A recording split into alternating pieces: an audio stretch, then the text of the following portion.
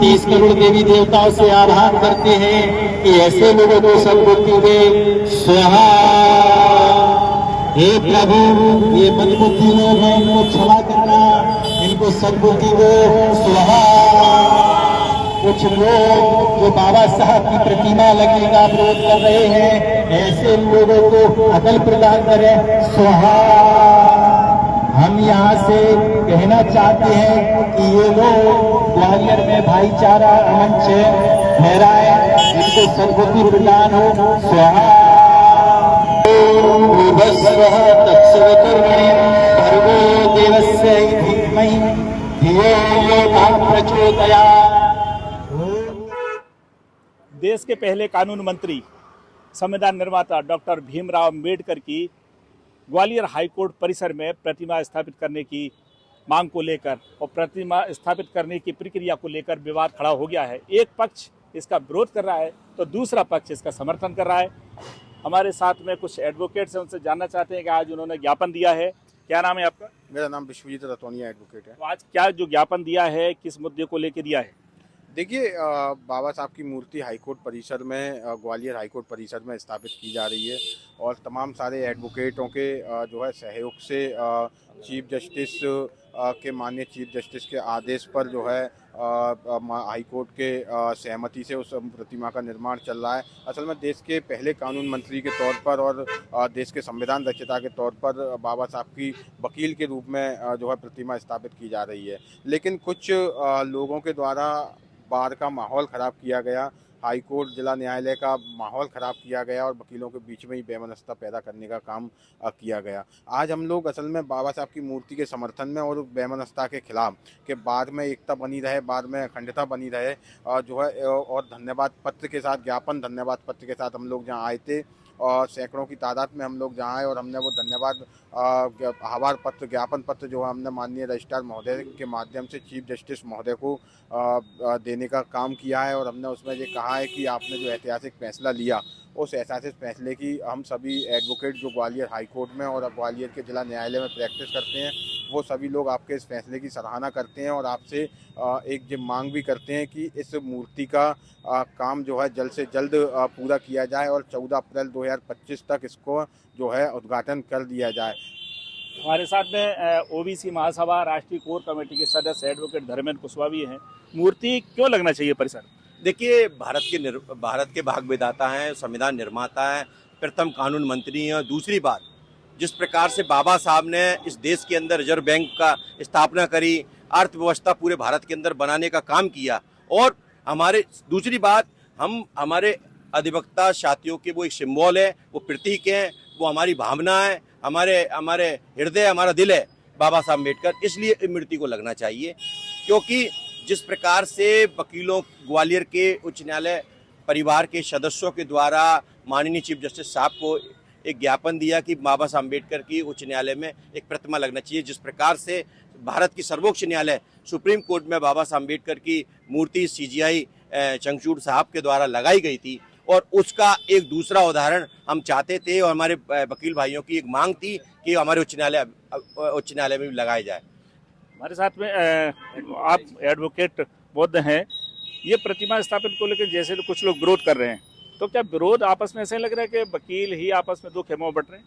नहीं, बिल्कुल वकील हमारे आपस में कोई नहीं बट रहे। सभी आज आप देख रहे होंगे वीडियो है, सभी एक साथ है और सारे समाज के वकील एक साथ। ये तो कुछ लोग हैं, जो 2-5 लोग हैं जो वकील भाइयों में भाईचारा खत्म करना चाहते हैं और कह रहे हैं मूर्ति। भाई आज ये बताइए, बाबा साहब ने देश के लिए क्या नहीं किया और मूर्ति क्यों नहीं लगना चाहिए? चाहे महिलाओं की बात हो, चाहे मजदूर की बात हो, चाहे सर्व समाज की बात हो, हर समाज से। संविधान किसके लिए? सर्व समाज के लिए। ये देश संविधान से चलता है कि नहीं? ये देश संविधान से चलता है।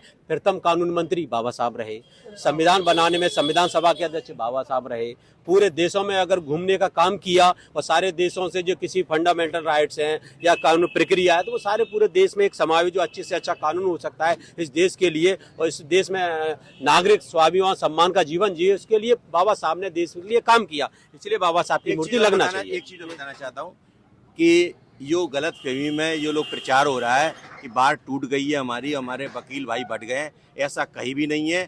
वो कुछ लोग ना गलत फहमी का शिकार हो गए, किसी के कहने पर ये विरोध कर रहे हैं, लेकिन हमारा संघ है वो एक मान सम्मान वाला संघ है, वो पूरे भारत के अंदर एक पहचान है उच्च न्यायालय अभिभाषक संघ की। हम सब लोग उनके साथ हैं और उनके सहयोग से ये मूर्ति लग रही है। जो ये ज्ञापन ये वाला दिया है, ज्ञापन किसके नाम दिया है? हाँ, ये अपने महामहिम जो है महान्यायाधिपति मतेश शासन जो है मतेश के जो है उनके नाम ये जो ज्ञापन दिया है तो क्या आश्वासन मिला है?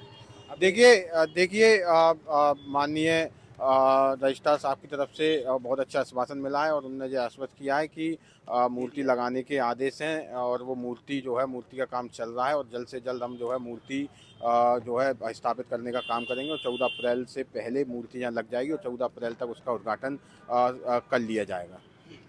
देखना है 14 अप्रैल से पहले मूर्ति का उद्घाटन होगा या नहीं होगा, लेकिन इस पक्ष का कहना है कि हाईकोर्ट बार में कोई फूटन नहीं है।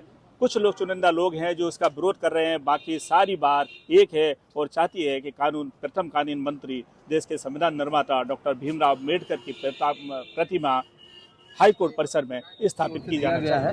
जिसमें कि हमने ब्रज नारायण सिंह जो कि लेफ्टिनेंट कर्नल थे और संविधान सभा के एकमात्र सदस्य थे ग्वालियर के, उनकी ओर से हम लोगों ने आज ज्ञापन दिया है कि क्यों ना उनकी यहाँ पर ग्वालियर की उच्च न्यायालय में अगर श्रीमान CBI कैद साहब ने जो मंशा जाहिर की है कि मूर्ति लगनी चाहिए तो उनकी मूर्ति लगाई जाना उचित होगा, क्योंकि इससे ग्वालियर की एक पहचान बनेगी।